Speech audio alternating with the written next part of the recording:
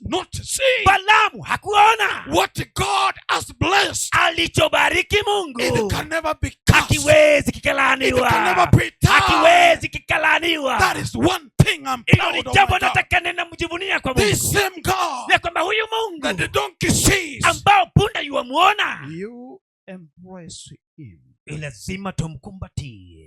Semeni amen. I don't know whether you understand. Yaani sielewi kama unatambua hili You know, wapendwa. sometimes You know wakati mwingine people assume that someone has your destiny. yaani watu wanafikiria kwamba kuna mwingine aliye na The mwisho wake. only person who has my destiny Mtu yeye pekee aliye na mwisho is wangu God. ni Mungu peke yake. So if I'm associated with God, Kama mimi ni rafiki wa whether Mungu, the sorcerers and the witches are put before you, hata kama wachawi na waganga waende mbele zako, they'll never prevail. hawatafaulu. Hallelujah. Bwana I know asifiwe. that's what the Bible says. Na ndio Biblia inasema.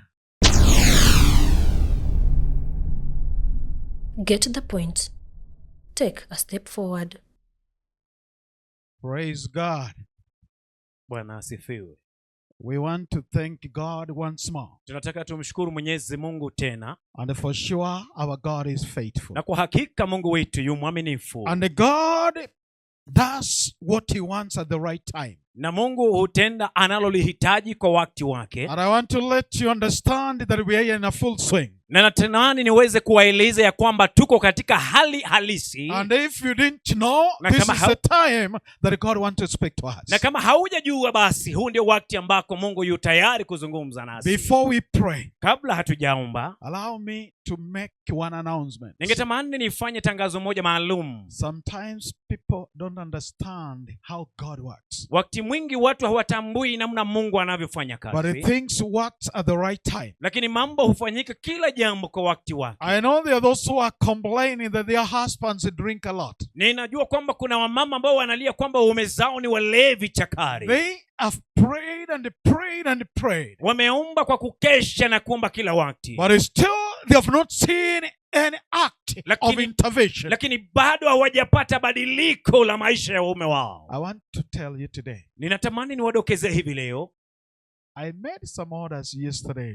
Jana niliweza kuitisha baadhi ya matibabu so that we could get the medicines to assist those who are drinking. Ndio angalabu tuwasaidie walevi ambao wamefungwa katika nira ya ulevi. Sometimes you want to stop it but it doesn't work. Wakati mwingine unajaribu kuacha lakini unalemewa. You have tried several times. Unajaribu mara si moja. But simply because the nicotine is inside the vein. Lakini kwa sababu mishipa ya damu imeloa madawa. So you can't let it off. Inakuwa ni vigumu sana kuacha. You must get what will wash the veins. Unatamani kupata dawa ambayo itaweza kuiosha damu. So that it can assist you not to have the urge of drinking. Ili kwamba uweze kusaidika usiwe na tamaa ya pombe. Don't let this opportunity to pass. Usikubali hata kidogo wakati huu nafasi hii ya kipekee ikupite. So when we finish, hivyo tukimaliza, if you're there, we can share more. Utaweza kutuona tuweze kuzungumza na kushauriana kwa mengi. May God bless you. Mungu awabariki. Let us pray. Tuombe. Our gracious loving Father in heaven. Mungu mwenye neema ushie mahali pa juu mbinguni. We are because you designed us to be here. Tuko hapa kwa sababu uliratibisha tuwe. And now Lord, we pray that as we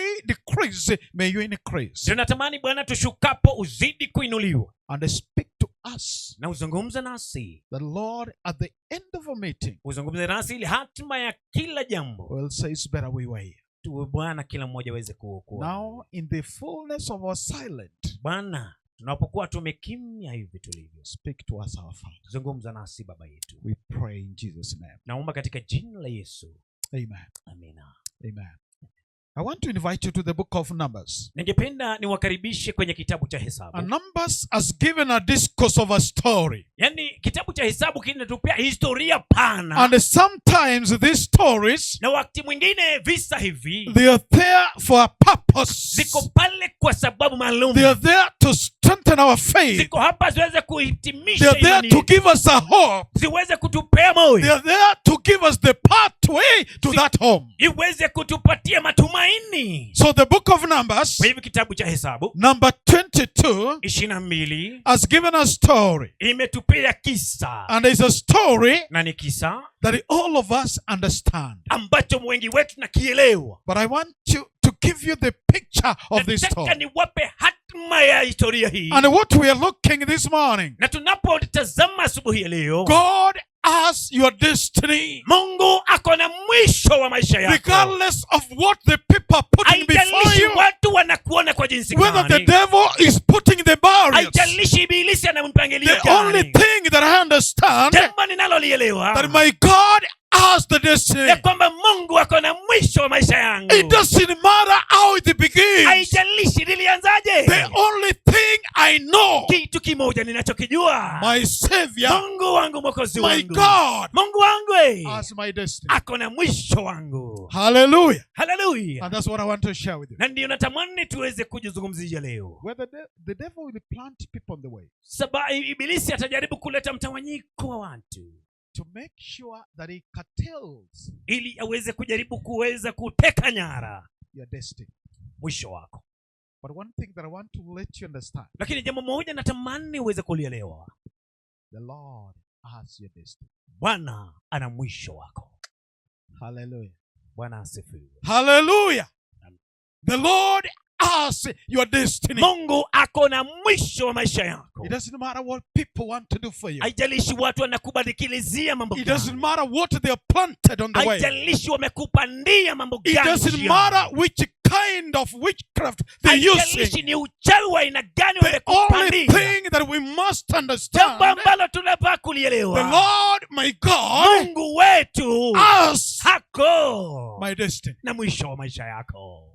Hallelujah. Bwana I asifiwe. want to take you to the book of Numbers. Ninatamani tuingie kwenye kitabu cha Hesabu. And the book of Numbers Kitabu cha Hesabu gives a discourse kinatupea historia of a king ya mfalme and one man na bwana mmoja and the people na watu to be cast. ambao walikuwa walaaniwe. The king, Mfalme, one man, bwana mmoja and the people to be cast. na kadamnasi ya watu waliotarajia laana. God called the children of Israel Mungu akawaita wana wa Israeli, and they passed them through the wilderness. akawapitishia katika nyika, He performed so many miracles akawatendea miujiza mikubwa na mingi so that they will reach to the promised land. ili waweze kufika katika nchi ya ahadi. Now the Bible says now in Numbers 22, Kitabu cha Hesabu 22, as God passed by with the Mungu- children of Mungu Israel, alipowapitisha wana wa Israeli, most of the people, their hearts were terrified. nyoyo zao ziliingiwa na woga, Their hearts were afraid yani nyoyo zao zikatiwa baridi because of what God did with the children of kwa sababu Israel. ya mambo ya Mungu aliyotendea Waisraeli. Now there was a king by the name Balak. Barak aliyekuwa mfalme, This Balak Barak knew there was a young man by the name Balaam. alijua kuna bwana mmoja kijana mdogo aliitwa Balaamu, And Balaam was a sorcerer. na Balaamu yeye alikuwa ni mganga. This guy was notorious. Yeye alikuwa ni mtundu A guy, when he spoke, ambaye alipozungumza it happened. ikatendeka. When he cursed, Akilaani it happened. ilitendeka. When he blessed, Hakibariki it happened. ilikuwa inabarikiwa. Another thing that I don't understand, Na jambo moja ambalo silielewi vizuri, but I waited till the end. na nikasubiria mpaka mwisho. A sorcerer, Mchawi, God used him as a prophet. Mungu alimtumia kama nabii. Don't ask me why. Yaani usiniulize ilikuwa kwaje. Does God use sorcerers? Kwani Bwana yuwatumia? Don't ask me. Yaani usiniulize. But one thing I know, Lakini jambo moja ninalolijua, Balaam Balaamu was a sorcerer. alikuwa mchawi. Tough one. Yaani yule hodari. I don't know if some of you have had a chance to go. Yaani sijui kama baadhi yenu mmepata nafasi. You know,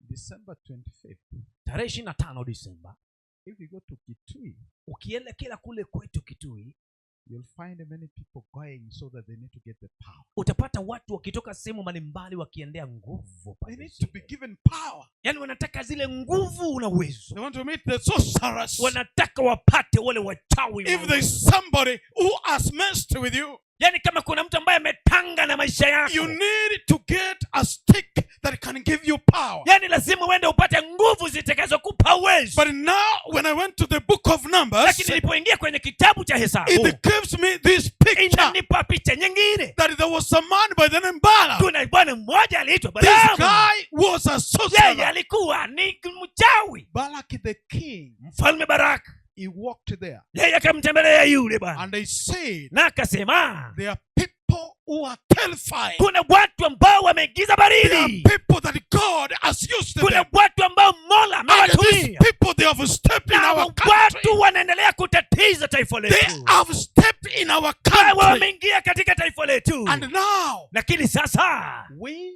want you to curse them. tunataka tuwalaani, That as we battle with them, ili kwamba tukipigana nao we're going to win the battle. tuweze kufaulu katika vita. Hallelujah. Bwana asifiwe. They walked to Balaam. Wakamwendea Balaamu. They walked to him. Wakamwendea. And this is a king. Na huyu ni mfalme, usisahau. He sent the messengers Yeye akatuma wajumbe. with money. Waliona pesa. When you see the sorcerer, you don't see them with empty hands. Yaani unapomwendea mganga umwendee mikono mitupu.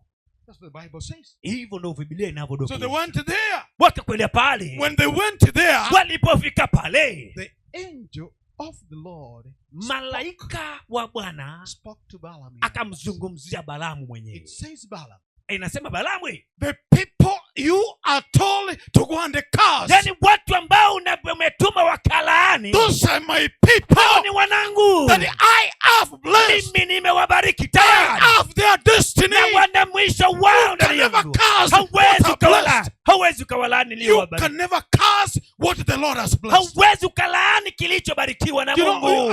I wanted to understand Nilitaka kuelewa vizuri. a person that God has blessed Mtu ambaye amebarikiwa na Mungu, with the powers of darkness wakati ambako Balaamu na giza, nuru za giza, will never prevail. haziwezi zikafaulu. What God has blessed Alichokibariki Mungu will never be curtailed the destiny. akiwezi kikatiziwa mwisho wake. Hallelujah. Bwana asifiwe. The angel of the Lord spoke to Balaam. Malaika wa Bwana akamzungumzia Balaamu. Balaamu, I see the king has sent the messenger. yaani naona ujumbe umetumwa na mfalme. That you are ready to curse the children of Israel. Ako tayari kuwalaani wana wa Israeli. Please, you never prevail. Tafadhali, amani isipatikane. They never prevail. Hawezi wakafua dafu. They never work. Yaani iwezekani. So in the first initial stage, Balaam Kwa hivyo hatua ya kwanza, Balaamu hearkened to the voice of the angel of the Lord. akasikiza sauti ya malaika wa Bwana. He spoke to the messenger who was sent by Balak. Akapata ujumbe uliotumwa na Baraka. Those people, God has their destiny. Hao watu jamani, Mungu ana mwisho wao. We can never curse them. Hauwezi tukawalaani. I don't know whether you understand. Semeni amen. I don't know whether you understand. Yaani sielewi kama unatambua hili You know, wapendwa. sometimes You know, wakati mwingine people assume that someone has your destiny. yaani watu wanafikiria kwamba kuna mwingine aliye na The mwisho wake. only person who has my destiny Mtu yeye pekee aliye na mwisho is wangu God. ni Mungu peke yake. So if I'm associated with God, Kama mimi ni rafiki wa whether Mungu, the sorcerers and the witches are put before you, hata kama wachawi na waganga waende mbele zako, they'll never prevail. hawatafaulu. Hallelujah. Bwana I know asifiwe. that's what the Bible says. Na ndio Biblia inasema. Verse 10. Fungu la 10. What does the Bible say? Biblia yasemaje wapendwa? Even in English, my pastor. Hata kwa taarifa ya Kiingereza Inasema The Bible says, Balaamu akamwambia Mungu, yes. Balaki mwana wa Sipori, Oh, yes. mfalme wa Moabu, Yes. amewatuma kwangu akisema, tazama, kuna watu waliotoka Misri wanaufunika uso wa nchi, basi njoo unilaanie watu hawa, labda nitaweza kupigana nao na kuwafukuza. Bwana asifiwe. Hallelujah. I don't know. Yani sielewi. The devil has got a special agenda for us. Ibilisi akona nia fiche katika maisha yetu. Just to make sure that the pastor you are pastor. Ili aweze kuhakikisha kwamba umelaaniwa. The devil doesn't have anything for us. Kwa sababu ibilisi hana lolote na sisi. Just to make sure you are curtailed. Anataka kuhakikisha kwamba umepekwa nyara. Hello.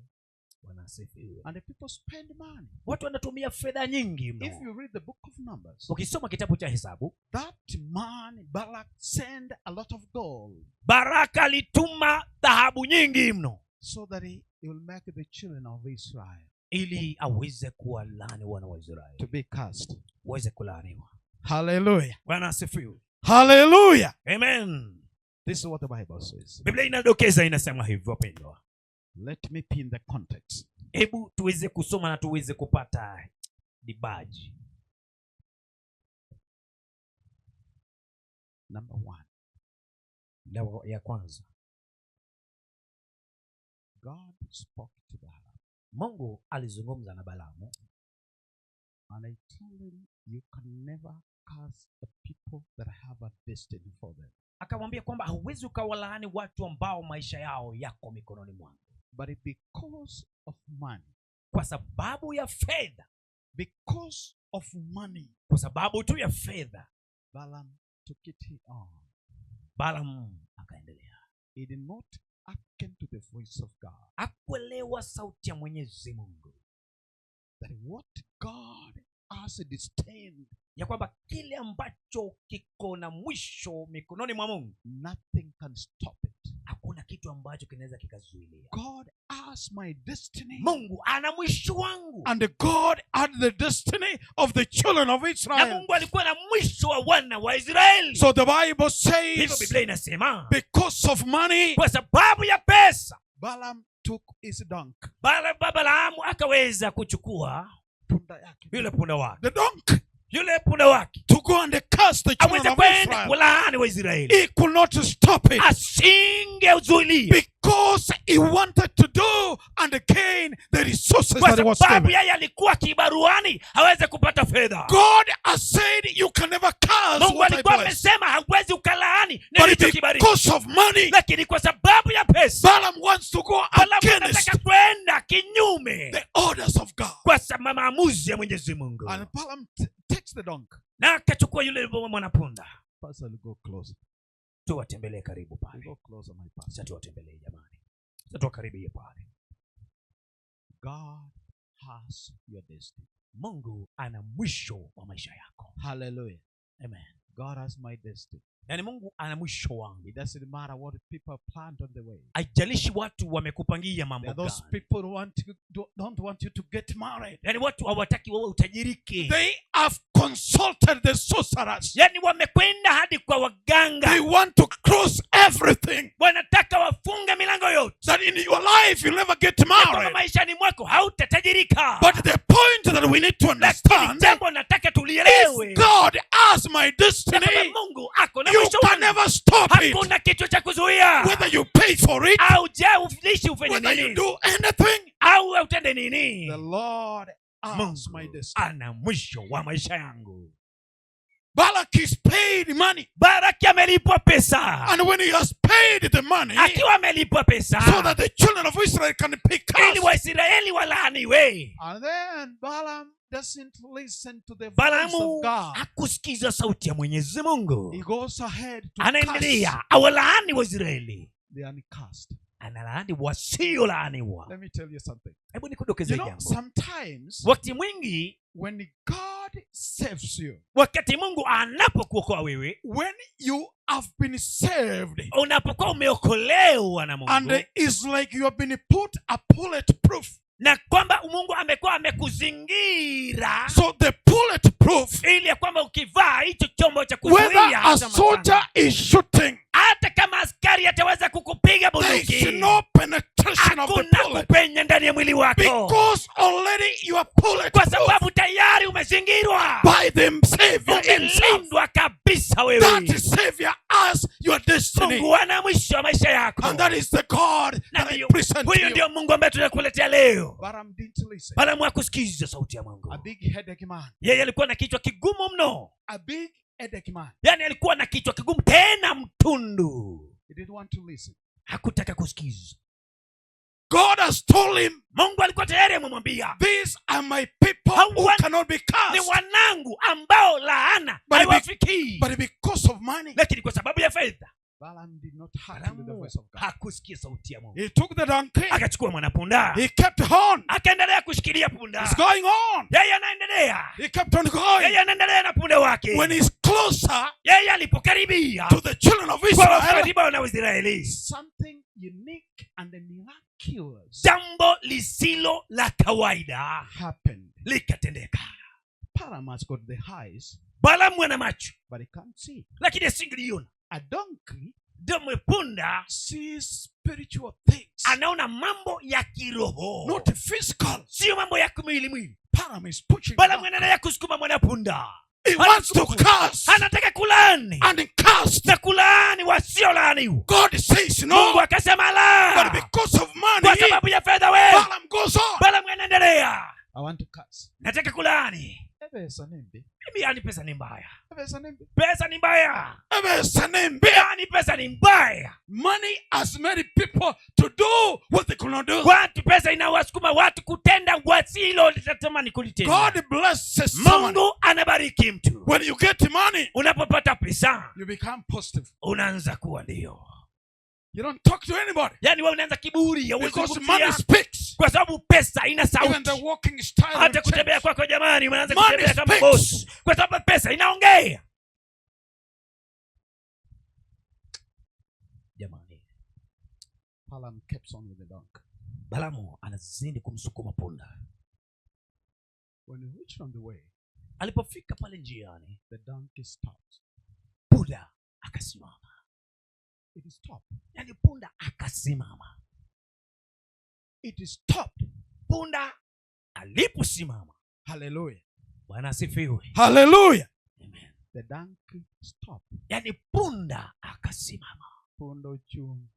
Yani punda ndio huyo msimama. Ogozi yenyewe. Ndio huyo punda. Angamo timore. Punda toneno. Yani punda ndio huyo. Para mpeto kone. Yani Balaam akaangalia. Haoni? Punde naona lakini Balaam itasamsi. Yani upofu wa kiroho wa Balaam haoni lakini punda anaona. A donkey sees spiritual things. Punda anaona mambo ya kiroho. A man who is entitled to see those spiritual things. Mtu ambaye ana kipaji cha kuona mambo ya kiroho, not seeing. Haoni. The donkey stopped. Punda akasimama. It stopped. Ikasimama. What is up? Nini kinaendelea baba? Can't we move? Mimi kwa tuondoke baba. Punda twende. The donkey does not speak. Yani mimi sina fimbo. It stopped. Ikasimama. By the way, some of you, I don't know whether you know the characteristics of a donkey. Yani watu wengi sijui kama mnajua tabia halisi ya punda. When a donkey gets tired, punda akichoka, whether you push it, usukume, it will stop. Inasimama. And if they want to be more notorious, na kama anataka kuwa kichwa gumu kabisa, nageuka. Goes back.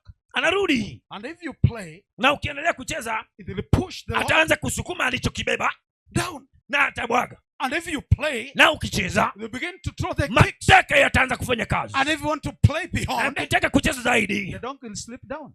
Punda talala jamaa. It will slip down. Atalala punda. Utadu. What will you do? It has given you the indicators. Amekuonyesha itikadi. That things are not right. Ya kwa mambo hayako sawa. I can't walk anymore. Siwezi nikatembea tena. Balaam does not see. Balaam hakuona. What God has blessed. Alichobariki Mungu. It can never be cursed. Hakiwezi kikalaaniwa. It can never be done. Hakiwezi kikalaaniwa. That is one thing I'm proud of. Jambo nataka ninamjivunia kwa Mungu. This same God. Ya kwamba huyu Mungu. That the donkey sees. Ambao punda yuamuona. You embrace him. Lazima tumkumbatie. You'll never be disappointed. Maisha yetu hayatakuwa vile tena. The donkey stopped. Punda yuasimama. He said, Balaam. Sema Balaam. I don't know why. Yani sielewi ni kwa nini. You're pushing me so hard. Yani Balamu, unanisukuma mno. I've never misbehaved. Mimi sijawahi kutendea hili. I'm stopping. Mimi nimesimama. Balaam did not understand. Balamu asingelielewa.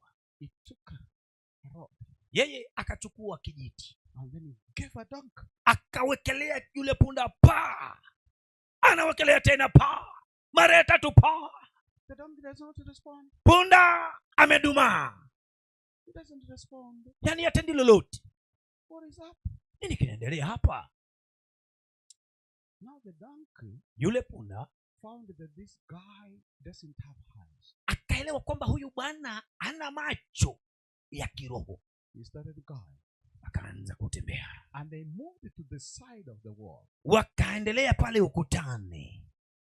He pushed Balaam. Akasukuma Balamu ukutani. To the wall. Akamsukuma ukutani wapendwa. Pushed him to the wall. Akamsukuma tena kwa ukuta. Pushed him to the wall. Akamsukuma ukutani. Balaam still does not see. Balaam bado haoni. A human endowed with spiritual eyes, but he does not see. Mwanadamu aliye na macho ya kiroho haoni. Money has blinded Balaam. Yani pesa imemtia giza. Till now the donkey was forced. Paka punda sasa akasukuma. Is forced. Yeye amelazimika. Let me speak to you, Balaam. Hebu nizungumze nawe Balaam. I've been your servant. Nimekuwa mtumishi wako. I've been your car. Nimekuwa gari lako. You have never fueled me. Haujawahi nitia mafuta wewe. But still I've been lakini faithful. Mimi nimekuwa mwaminifu. I've ever worked for you. Mimi nimekufanyia kazi. I've taken you everywhere. Nimekupeleka popote utakapo. I've never complained. Sijawahi teta. Why is it that today mbona leo you are not thinking beyond? Au fikiri hata zaidi? Still Balaam bado. Foolish and stupid. Yeye alikuwa mpumbavu na mjinga. Does not see a miracle of a donkey speaking. Asione muujiza punda anapozungumza. Hello. Hallelujah. Hello. To be honest. Yani ukweli wa mambo. If a donkey speaks. Kama mwanapunda akizungumza. Will you stand? Utasimama kweli?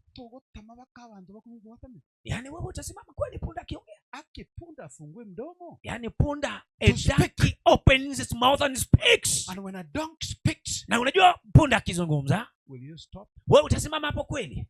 Hello? Hai. Will you stop? Wewe utasimama kweli? But Balaam does not see. Lakini Balaamu asione haya. He keeps pushing the donkey. Anaendelea kusukuma punda. I remember many years back. Nakumbuka miaka mingi iliyopita. I was in India. Nilikuwa kule katika taifa la India. And there is something that I've learned out of this story. Na kuna kitu ambacho nimesoma kupitia kwa kisa hichi. I left college in the evening. Nilitoka shuleni majioni. Because I wanted to pick something.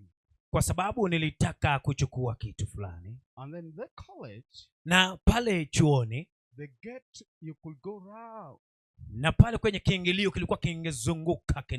Access the college gate. Ndio niweze kuipata kiingilio. But again, going to college. Lakini nikiingia shuleni. There was a cemetery that I close and I pick something I need on the other side. Yani kuna kitu ambacho nilitamani niende nichukue kisha nirudi. Yani in other words, there was a cemetery. Kulikuwa na makaburi. Kulikuwa na makaburi pale katikati. So if I don't want to go round, kama sitaki kuzunguka, I'll just get a shortcut. Ningepitia panya route hapo. Instead of going 20-30 minutes, kwa sababu badala ya kuzunguka dakika 30, I'll take 6 to 7 minutes and pick what I need. Ninapasulia tu hapa katika dakika 6-7 na ninafika. And you know, in any institution there are always panya routes. Na unajua katika chuo chochote kile kuna njia za mkato. In any compound, katika njia zozote ile, there is always a panya route. Yani lazima kuwa kuna njia ya mkato. Am I talking to somebody here? Nazungumza na mtu bwana asifiwe. Are you getting what we are saying? Unaelewa ninalolizungumza? So I went and then it was late. Ninaenda kwa sababu nilikuwa nimechelewa. So I decided nikaamua to take a shortcut. Niweze kupitia njia ya mkato. It was around 8 p.m. in the evening. Yani ilikuwa kama jioni saa 1. And I don't know exactly what happened. Na sijui nini kilitendeka. But this was a Muslim cemetery. Hii ilikuwa ni makaburi ya Waislamu. So I decided to cross over. Nikaamua nitapitia pale tu. And it was somehow dark. Na kulikuwa giza limeanza kutanda. But there was a beam of one light from a distance. Lakini kulikuwa na mwangaza kule mbali, which beams through the cemetery. Ambayo ilikuwa inamulika yale makaburi. So as I stepped in, so nilipokaribia pale, it's like my eyes saw somebody on a white robe. Kwa hivyo ni kama macho yangu yaliona mtu aliye na mavazi meupe. So I went down. Nikapiga magoti nikainama nikasema wewe. And the same person went down on the other side. Yule mtu akainama kama mimi. I'm going through the cemetery of the mosque. Yani napitia kwenye makaburi ya Waislamu. So when I went down, nilipoinama chini, the same fella went down. Yule bwana naye akaenda chini. Hey, I stood. Nilisimama. This night, usiku, in my mind, yani akilini mwangu, it's like a corpse as resurrected. Ni kama kuna maiti aliyefufuka. Could I be? Yani mimi nitakuwaje pamoja na I moved some distance in. Nimetembea pale katikati, karibu katikati. I tried to go down. Nimejaribu kwenda chini. He goes down. Anainama.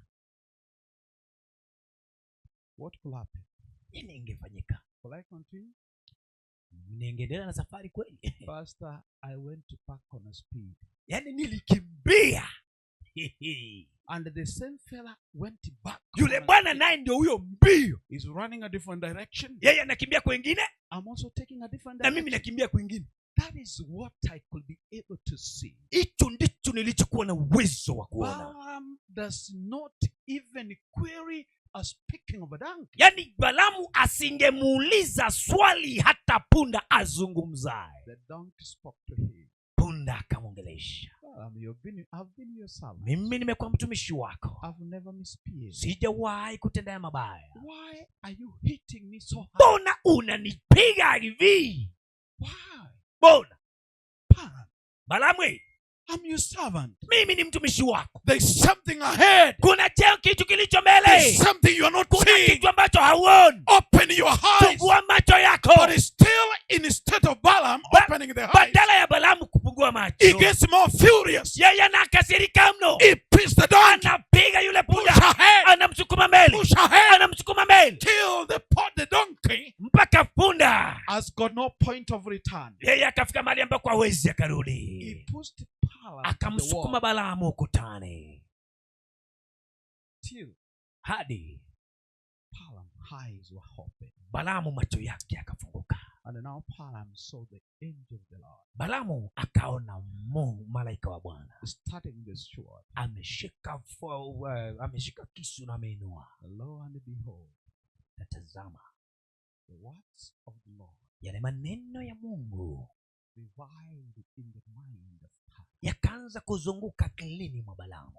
God has the destiny of the children of Israel. Mungu ana mwisho wa wana wa Israeli. God has your destiny. Yani Mungu ana mwisho wa maisha yako. Don't worry. Hani usijali. No matter what is put before you. Haijalishi ni kitu gani kilicho mbele mwako. If it is alcohol, hata kama ni pombe, financial constraint, kama ni fedha zinakuwa sickness, magonjwa, God has your destiny. Mungu ana mwisho wa maisha yako. Hallelujah. Amen. I love that God. Yani napenda huyo Mungu. And I want to be there. Na nataka kuamini for the rest of my time. Kwa wakati ambako nitakuwa hai. I'll never part. Mimi sitamwacha from this God. Sitamwacha Mungu huyo. Who has my destiny? Ambaye ana mwisho wangu. Who has put the bulletproof around me? Yani Mungu ambaye amenizingira na ua lake. Whether you punch, yani unipige ngumi, the bulletproof is alive. Yani Mungu ameniweka kinga kilicho hai. That's the same God we want to present to you. Ndio huyo Mungu ambaye tunakuletea hivi leo. That's the same God we want you to embrace. Ndio huyo Mungu ambaye tunataka kumkumbatia. That is the same God that we are calling you. Ndio huyo Mungu ambaye tunakuitia wewe to accept, umkubali as your savior, kama mwokozi. That nothing will stand before him. Hakuna kitu chochote kitakachosimama mbele zake. He will lead you till the end. Atakuongoza hadi mwisho. The Bible says, Biblia inasema, the Philippians chapter 1:6, Wafilipi 1:6, being confident of this, yani wewe uwe na ushujaa kwa hili, that he who began the good work in me, anzisha kazi yake ndani yangu, he will continue, ataiendeleza, it will never stop anywhere. That is the same God. Huyo ndio huyo Mungu we are presenting, tunayekuletea mchana wa leo. Hallelujah. Amina. I want to make a call. Natamani nifanye wito. If you want to make and a partner with this man, kama ungetamani kufanya ushirika na huyu bwana, you still have a chance. Yani una nafasi. You have a chance. Yani una nafasi. That what God blesses, ya kwamba chochote alichokibariki Mungu, no power of darkness will prevail. Hakuna nguvu za giza zinaweza zikaingilia. Hallelujah. Bwana asifiwe. Hallelujah. Amina.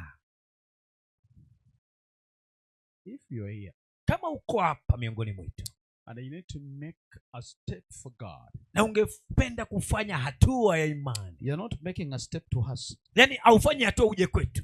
You're not making a step to us pastors who are here. Aufanye hatua uje kwa wachungaji tulio hapa. You need to make a step to God. Lakini unafanya hatua ukimwendea Mungu, who can assist you to open your eyes, ambaye anakusaidia kufungua macho yako, that you can see what the devil has planted for you, ili uweze kuona kile ambacho ibilisi ameweka mbele zako, so that the Lord who has put a bulletproof around ili you, kwamba Mungu aliyeweka ua kwetu, will help you to climb over. Ataweza kukusaidia hata kukimbia. If there is somebody, kama kuna mtu I want to say, ambaye anatamani kusema, in this meeting you'll never pass, kwenye mkutano sitamani nipitwe, I want to commit my life, natamani nipeane maisha yangu kwa Yesu, so that the Lord has my destiny, ili kwamba Mungu azidi kuwa na mwisho wangu. Maybe you've never been baptized. Yawezekana hujawahi batizwa. You want to make a decision. Unatamani kufanya maamuzi. Your family life experience is so toxic. Yani maisha ya ndoa yako yanauma.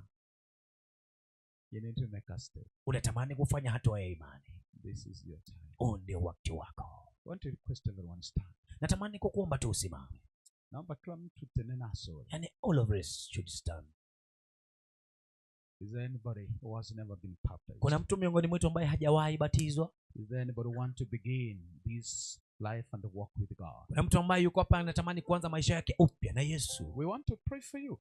Tutaka tukuombe. We have no business. Yani hatuna biashara nyingine. Is there anybody here? Kuna mwingine aliye hapa, mtu yeyote miongoni mwetu? Maybe in your married life you are unable to make it. Labda katika ndoa yako imekuwa ni kizungumkuti. You want to begin with the Lord. Unataka kuanzisha na Mungu, so that the Lord can stamp the rubber stamp of your destiny in his arms. ili Mungu aweze kutia muhuri maisha yako. Are you there? Uko pale? Is there anybody of that kind? Kuna mtu yeyote wa jinsi hii? Kuna mtu yeyote hapo? Sasa mimi nimechoka, Mungu nakutamani. Uko wapi? Is there anybody there? Kuna mtu yeyote miongoni mwetu? We want to pray for you. Yani tunatamani tuombe pamoja nao. God bless you. Mungu akubariki sana. Thank you. God bless you. Mungu akubariki mama. Mungu akubariki kaka. God bless you. Mungu akubariki. Make a step for him. Then fanya hatua ya imani. Nobody else you're making for. Au fanya hatua ya imani kwa mtu mwingine yeyote. So that the Lord can open your eyes. Ili Mungu afungue macho yako. And he can stamp. Na aweze kutia muhuri. A bulletproof stamp. Aweze kukuzingira. Don't hesitate. Usikawie pale. Thank you my sister. God bless. Asante dadangu, Mungu akubariki sana. Make a step. Yani fanya hatua ya imani. Don't hesitate. Yani usikawie mle. It is yours. Ni maisha yako. Balaam could not see. Balaam asingeliona. Because he refused to be stamped by the owner of our life. Kwa sababu alikataa kuwekwa muhuri na macho ya Muumbaji. Don't hesitate. Yani usikawie mle. Take this chance. Yani chukua nafasi hii. Is there anybody? Kuna mwingine yote ambaye amesalia? And I'm sure that at the end of our meeting, nina uhakika kama mwisho wa mkutano wetu, we shall have a baptism. Tutaweza kuwa na kongamano kubwa la ubatizo. So that the Lord will stamp. Ili Mungu aweze kutia muhuri. A stamp of the destiny in your life. Muhuri katika mwisho wa maisha yako. God bless you. Mungu akubariki sana. We want to pray. Tunatamani tuweze kuomba. Is there anybody before we pray? Kuna mtu mwingine ambaye amesalia kabla hatujaomba? The Spirit of the Lord is telling me there's somebody who's battling. Yani Roho Bwana ananisukuma kwamba kuna mtu ambaye anapigana vita moyo. Don't battle. Yani usingangane. Stop becoming Balaam. Yani wacha kuwa kama Balaam. Make a step. Fanya hatua. Is there anybody? God bless you. Kuna mtu mwingine? Thank you brother. The Spirit speaks. There's somebody. Yani Roho anasema kwamba kuna mtu. Stop being in the comfort zone. Yani wacha kuwa mle. A donkey sees and you can never see. Yani punda anaona na wewe hauoni. Oh jamani. Hallelujah. Bwana asifiwe sana. God bless you. Mungu akubariki sana. Is there anybody else? Kuna mtu mwingine? Praise God. Bwana asifiwe. Praise God. Bwana asifiwe. Thank you, my son. Asante sana mwanangu. Make a step. Fanya hatua ya imani. The Spirit tells me, Mungu yuaniambia, Roho wa Bwana yuaniambia hivi, there's somebody. ya kwamba miongoni mwetu kuna mtu. Bado kuna mtu. The Spirit tells me there's somebody. Yaani Roho wa Bwana ananiambia hivi. Make a step. Piga hatua. Don't hesitate. Usikawii.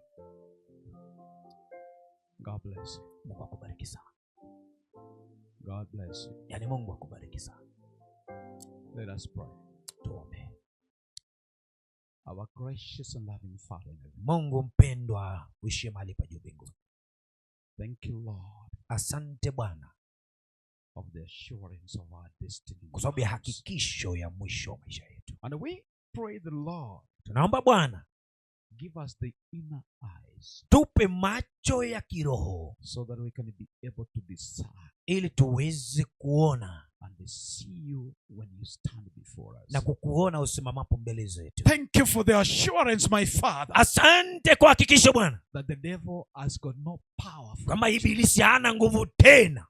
He will never prevail of what you have started. Hawezi akazuia ulichotia muhuri. We want to walk in that assurance. Tunataka tutembee katika imani hiyo Bwana. That even if we stumble, ya kwamba hata kama the Lord, you are on our side. Bwana wewe uko kwa upande wetu.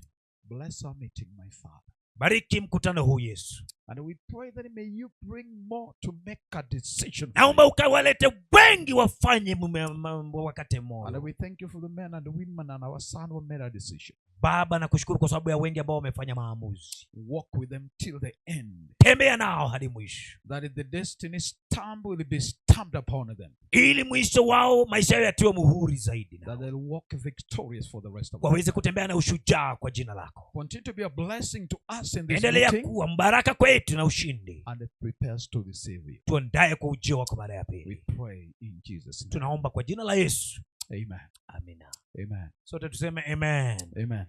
Amina. God bless you. Mungu awabariki sana. Get the point. Take a step forward.